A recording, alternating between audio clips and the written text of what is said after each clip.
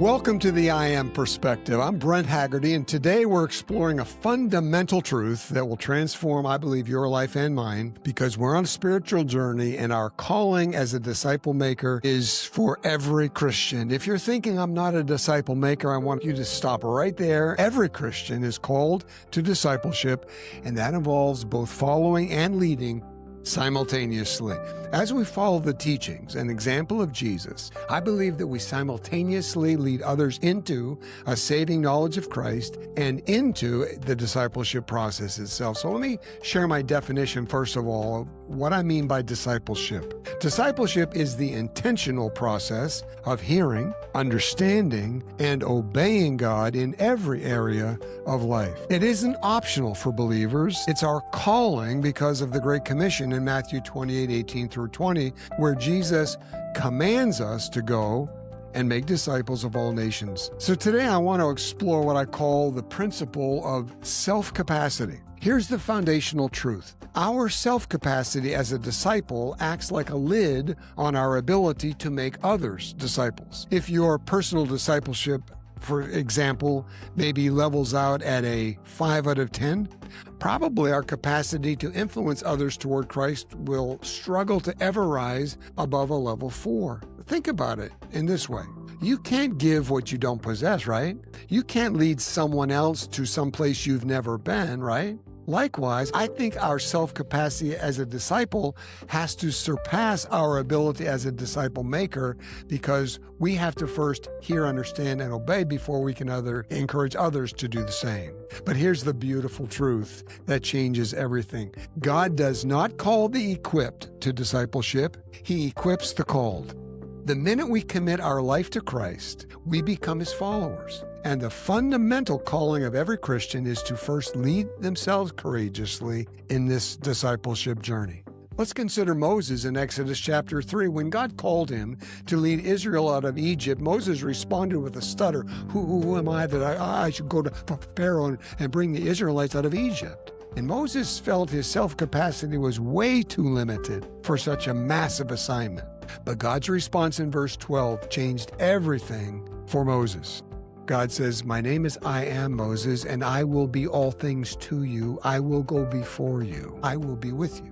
You see, friends, our self-capacity as a disciple is not fixed by our past failures, our current circumstances, or our natural abilities. Our self-capacity is determined by our willingness to let God work through us in the process of hearing, understanding, and obeying Him. When we increase our self-capacity through intentional discipleship, when we grow in hearing, understanding, and obeying, we are on the way to increasing our capacity to be better discipleship makers.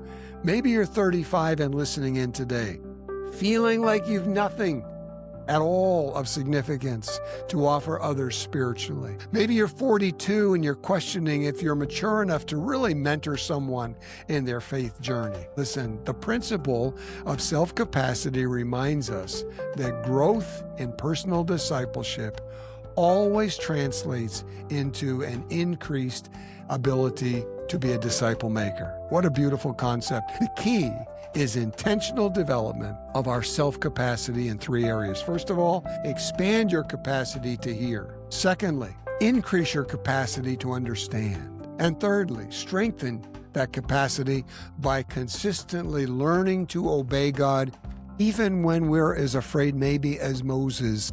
Proverbs 27:17 says, "As iron sharpens iron, so one person sharpens another." Part of increasing our faith capacity or our self-capacity, I think, involves surrounding ourselves with good people who challenge us in this area of discipleship. But remember, they can only take you so far. Jesus can take you further. Here's what's exciting. As our self-capacity grows, people will see it, want it, and come to us. I think it's what is called credibility. Your self-capacity as a disciple isn't a limitation. It's your greatest opportunity for kingdom impact. Every step we take in hearing God, in obeying God, in understanding God more clearly, every step takes us to a greater level of influence. Remember, discipleship requires both following and leading. You must first lead yourself. Others will naturally want to follow. So the principle of self-capacity,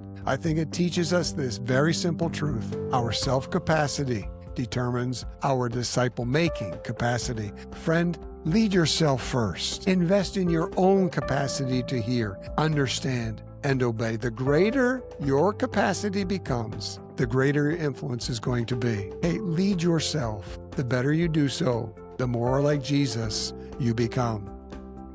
I'm Brent Haggerty. This is my perspective. I'd sure love to know yours.